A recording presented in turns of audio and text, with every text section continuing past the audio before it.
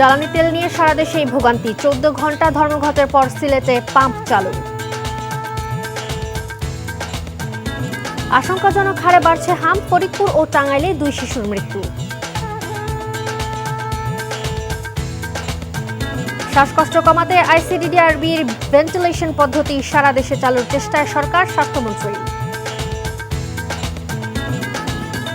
শেখ হাসিনার পক্ষে যুক্তরাজ্যের আইনজীবীর চিঠি দেওয়ার এখতিয়ার নেই, জানালেন চিফ প্রসিকিউটর।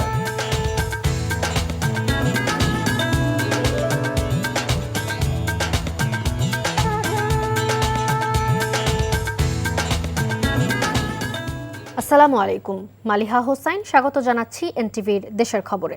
ক্রাউন সিমেন্ট শিরোনাম দেখছিলেন, এবার পুরো খবর। রাজধানী জুড়ে পেট্রোল পাম্পগুলোর সামনে দেখা গেছে তেল কিনতে আসা যানবাহনের দীর্ঘ লাইন। তেলের অভাবে অনেক পাম্প বন্ধ থাকায় গ্রাহকের সংখ্যা আরও বেড়েছে। সামনের দিনগুলোতে পাবেন কিনা এমন সংখ্যায় বাড়তি তেল কেনার চেষ্টা করছেন অনেক গ্রাহক। তবে জ্বালানি মন্ত্রণালয়ের পক্ষ থেকে দাবি করা হয়েছে, চলতি এপ্রিল মাসে সংকটের কোনো আশঙ্কা নেই। আবির আহমেদের রিপোর্ট। জ্বালানি তেল নিতে পেট্রোল পাম্পে দীর্ঘ লাইন, এটি এখন নিয়মিত চিত্র। কিন্তু প্রশ্ন হচ্ছে, সবাই কি প্রয়োজন অনুযায়ী তেল নিচ্ছেন, নাকি ভবিষ্যতের শঙ্কা থেকেই বাড়তি মজুত করছেন? যদিও পাম্প কর্তৃপক্ষ বলছে সরবরাহ অনুযায়ী তেল দেওয়া হচ্ছে। আমাদের যে এই যে বেশি পরিমাণে তেল নেওয়ার প্রবণতা রয়ে গেছে, মানুষের মধ্যে কাজ করতেছে, এটা আসলে মাথা থেকে যতক্ষণ না যাবে ততক্ষণ এই সংকটের আসলে মোকাবিলা করা সম্ভব না। আমার যখন অ্যাভেলেবেল পাই, আমি যখন আজকের আমি হয়তো 36,000 অক্টেন পাবো, মাঝখানে আমি বেশি পেয়েছিলাম, তখন আমি 2-3 দিন র্যান্ডমলি যার যা ডিমান্ড ছিল ওই অনুযায়ীও দিয়েছি। তখনও সিরিয়াল লম্বা সারি। এটা একটা আতঙ্ক থেকে তেল ভবিষ্যতে পাবে না, এই আতঙ্ক থেকে তারা তেল বেশি নিচ্ছে এবং আমার ধারণা মজুদও করতেছে হয়তো বা কিছু কিছু এরকম। বন্ধ পাম্পের সামনেও দীর্ঘ লাইন। তেল পাবেন কিনা সেই অনিশ্চয়তা নিয়ে সকাল শুরু গ্রাহকদের। তাই যেসব পাম্পে তেল রয়েছে সে পাম্পগুলোতে ভিড়ও বাড়তে থাকে। রাজধানীর অধিকাংশ পেট্রোল পাম্পে একই চিত্র। আমার বাসার সামনে 2টা পাম্প আছে, সেই পাম্প 2টাও বন্ধ। খুব কষ্ট বর্তমানে আর কি। কিন্তু সরকার বলে তেল আছে, কিন্তু তেল কোনো পাম্পে, আমি আইছি সানারপাড় থেকে এই পর্যন্ত একটা পাম্পে কোনো তেল দেয় নাই। এখানে কিছু ফুয়েল মনে হচ্ছে যে আতঙ্কিত হয়ে নিচ্ছে যে কালকে পাবো কিনা, এই সংকট থেকেও অনেকে কালেকশন করছে।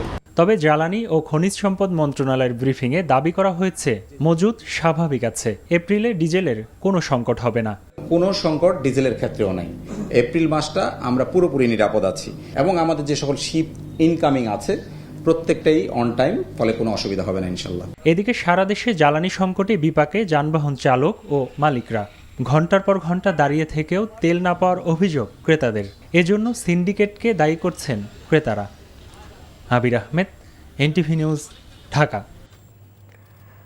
দেশজুড়ে হামের সংক্রমণ ছড়িয়ে পড়ছে উদ্বেগজনক হারে। স্বাস্থ্যমন্ত্রী সরদার মোহাম্মদ সাখাওয়াত হোসেন জানিয়েছেন, সংক্রমণ নিয়ন্ত্রণে প্রয়োজন অন্তত 95% টিকা কভারেজ, যা গত কয়েক বছরে নিশ্চিত করা যায়নি। এরই প্রভাব পড়ছে হাসপাতালে। শুধু গত 24 ঘন্টায় ঢাকা শিশু হাসপাতালে ভর্তি হয়েছে 17 শিশু। শিশুদের মধ্যে নিউমোনিয়া ও শ্বাসকষ্টের ঝুঁকি বাড়ায়। পরিস্থিতি সামাল দিতে বাবল সিপ্যাপের মতো আধুনিক চিকিৎসা পদ্ধতির চালু করতে যাচ্ছে স্বাস্থ্য বিভাগ। বিস্তারিত নাহিদ প্রিন্সের রিপোর্টে। দ্রুত গতিতে ছড়িয়ে পড়েছে হামের সংক্রমণ। কোনো নির্দিষ্ট অঞ্চল নয়, বরং দেশের সব অঞ্চলেই এখন ভাইরাসের উপস্থিতি লক্ষ্য করা যাচ্ছে। চিকিৎসকরা বলছেন, হামের পরবর্তী ধাপে দেখা দেওয়া নিউমোনিয়া ও তীব্র শ্বাসকষ্ট শিশু স্বাস্থ্যের জন্য মারাত্মক ঝুঁকি তৈরি করছে। নিউমোনিয়ায় আক্রান্ত শিশুদের শ্বাসকষ্টের যন্ত্রণা কমাতে আইসিডিডিআরবি উদ্ভাবিত প্রাথমিক ভেন্টিলেশন সিস্টেম বাবল সিপ্যাপ ব্যবহারের প্রশিক্ষণ শুরু করেছে স্বাস্থ্য বিভাগ। কর্মসূচির উদ্বোধন করে স্বাস্থ্যমন্ত্রী জানান, হাম প্রতিরোধে সরকারের চেষ্টার কমতি নেই। শিশু হাসপাতালে আজকে আমরা উন্নত মানের 2টা ভেন্টিলেটর দিয়েছি। ডিএনসিসিতে আমরা মোর দেন 1000-এর মতো আমরা প্রভিশন রেখে নতুন ওয়ার্ড খুলেছি। আইসিইউগুলি সব জায়গায় খোলা হয়েছে। মানিকগঞ্জে 8 বেডের একটা আইসিইউ খোলা হয়েছে। শিশু পরিবারে ব্যাপক হারে প্রসারিত করা হয়েছে। সামগ্রিকভাবে আমাদের টোটাল ডাক্তার শ্রেণী একেবারে যান প্রাণ দিয়ে এই মহামারীকে, এই মিজেলসকে মোকাবেলা করার জন্য চেষ্টা করে যাচ্ছেন। বিশ্ব স্বাস্থ্য সংস্থার গাইডলাইন অনুযায়ী সংক্রামক রোগ নিয়ন্ত্রণে 95% টিকাদান জরুরি। কিন্তু গত কয়েক বছরে এই লক্ষ্যমাত্রা পূরণ না হওয়ায় শিশুদের শরীরে রোগ প্রতিরোধ ক্ষমতা তৈরি হয়নি। আর এই সুযোগেই ভাইরাসটি শিশুদের মাঝে সহজেই ছড়িয়ে পড়েছে। যদি টিকাটা কন্টিনিউ করতো মিজেলসের তাইলে কিন্তু এটা হতো না। ওই 4 বছরের গ্যাপটার কারণে হয়েছে, প্লাস কোভিডকালীন সময়ে এই টিকাটার প্রচলন ছিল না, দিতে পারতো না, দেয় নাই। এই দুইটা কারণে number of the people unvaccinated বাইরে গেছে। স্বাস্থ্যমন্ত্রী জানান, এখনই স্কুল কার্যক্রম সীমিত করার কোনো পরিকল্পনা সরকারের নেই। তবে সংক্রমণ যে হারে বাড়ছে তাতে হাসপাতালগুলোতে দেখা দিচ্ছে শয্যা সংকট। উদ্বোধনী অনুষ্ঠানে জনস্বাস্থ্যবিদরা বলেন, ভবিষ্যতে এমন পরিস্থিতি এড়াতে শিশুদের পুষ্টির মান উন্নয়ন এবং শতভাগ টিকাদান নিশ্চিত করার কোনো বিকল্প নেই। Nahid Prince, NTV news, Dhaka. Kushtia ইসলামী বিশ্ববিদ্যালয়ের শিক্ষক আসমা সাদিয়া রুনা হত্যাকারীদের দ্রুত গ্রেফতার ও বিচার দাবি জানিয়েছেন বিশ্ববিদ্যালয়ের শিক্ষার্থী ও পরিবারের সদস্যরা। সকালে শহরের মজমপুর গেটে শিক্ষার্থীদের ব্যানারে এই কর্মসূচি পালন করা হয়। এ সময় বক্তারা কালক্ষেপণ না করে দ্রুত আসামিদের গ্রেফতার ও বিচারের মুখোমুখি করার দাবি জানান। কর্মসূচিতে নিহতের স্বামী ইমতিয়াজ সুলতান ও তার বড় মেয়ে তাইবা সহ সাবেক ও বর্তমান শিক্ষার্থীরা অংশ নেন। ঘণ্টাব্যাপী চলা এই কর্মসূচিতে কুষ্টিয়া খুলনা, কুষ্টিয়া পাবনা সড়কের দুই পাশে দীর্ঘ যানজটের সৃষ্টি হয়। এক পর্যায়ে পুলিশ সুপারের কার্যালয়ের সামনে অবস্থান কর্মসূচি পালন করা হয়। পুলিশের ঊর্ধ্বতন কর্মকর্তাদের আশ্বাসে কর্মসূচি প্রত্যাহার করে নেওয়া হয়। জ্বালানি সংকটে কৃষকরা যাতে কোনোভাবেই ভোগান্তিতে না পড়েন তা নিশ্চিত করতে সরকারি কর্মকর্তাদের নির্দেশ দেওয়া হয়েছে বলে জানিয়েছেন বিএনপি চেয়ারম্যানের উপদেষ্টা ও সংসদ সদস্য আমানুল্লাহ আমান। দুপুরে সাভারের ভাকুরতা ইউনিয়নে 60 জন প্রান্তিক ক্ষুদ্র কৃষকদের মাঝে বীজ ও সার বিতরণ অনুষ্ঠানে তিনি একথা বলেন। উপস্থিত ছিলেন সাভার উপজেলা নির্বাহী কর্মকর্তা সাইফুল ইসলাম, বিএনপি ও এর সহযোগী সংগঠনের নেতাকর্মীরা। মোংলায় ছাত্র ও যুবদলের নেতাকর্মীদের নামে দায়ের করা মামলা প্রত্যাহার এবং গ্রেফতারকৃতদের নিঃশর্ত মুক্তির দাবিতে মানববন্ধন কর্মসূচি পালিত হয়েছে।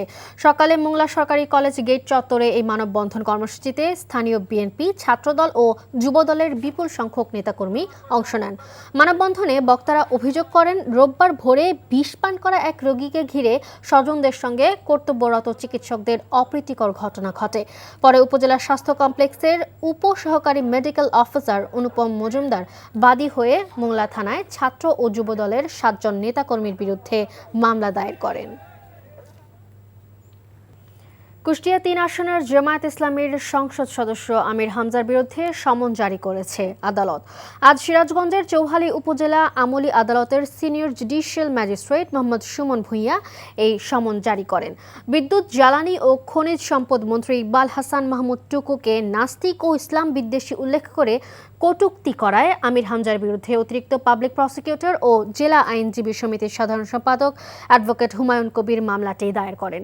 পরে শুনানি শেষে সমন জারি করে আদালত। অন্যদিকে দুপুরে সিরাজগঞ্জ সদর আমলি আদালতে আমির হামজার বিরুদ্ধে সিরাজগঞ্জ সদর থানা বিএনপির সাবেক সাধারণ সম্পাদক অ্যাডভোকেট নাজমুল ইসলাম বাদী হয়ে 100 কোটি টাকা মানহানির মামলা করেন। আদালত মামলাটি তদন্ত করে প্রতিবেদন দাখিলের জন্য ডিবি পুলিশকে নির্দেশ দিয়েছেন। চট্টগ্রামে মাদক আর চাঁদাবাজির বিরুদ্ধে পুলিশ জিরো টলারেন্স নীতি অনুসরণ করবে জানিয়েছেন চট্টগ্রামে নবনিযুক্ত পুলিশ কমিশনার হাসান মোহাম্মদ শওকত আলী। বিকেলে সিএমপি সম্মেলন কক্ষে সাংবাদিকদের সাথে পরিচিত ও মতবিনিময় সভায় অংশ নিয়ে তিনি একথা বলেন। এ সময় তিনি জনবান্ধব পুলিশিং নিশ্চিত করতে ন্যায়, নিষ্ঠা ও সততার সঙ্গে দায়িত্ব পালনে সিএমপি সদস্যরা কাজ করে যাবে বলে আশ্বস্ত করেন।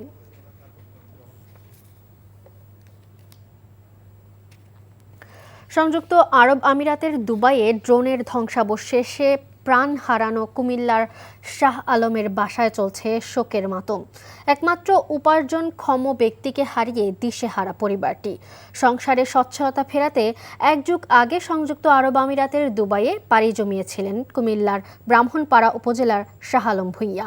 দীর্ঘদিন প্রবাস জীবন কাটিয়ে পরিবারের আর্থিক অবস্থার উন্নতিও করেছিলেন তিনি। গত বুধবার সংযুক্ত আরব আমিরাতের ফুজাইরাহ অঞ্চলে ভূপাতিত একটি ড্রোনের ধ্বংসাবশেষ তার কর্মস্থলে এসে পড়লে ঘটনাস্থলেই মারা যান শাহ আলম।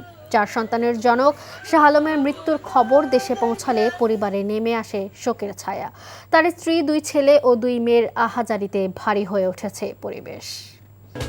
এই ছিল দেশের খবরে। এই খবরের ভিডিও সহ আপডেট জানতে ভিজিট করুন এনটিভি অনলাইন www.ntvbd.com। এছাড়াও এনটিভির জনপ্রিয় সব অনুষ্ঠান ও খবরের আপডেট জানতে ভিজিট করুন আমাদের ইউটিউব ও ভেরিফাইড ফেসবুক পেজ। 6টা ইভিনিং নিউজ দেখার আমন্ত্রণ রইল। ধন্যবাদ সবাইকে।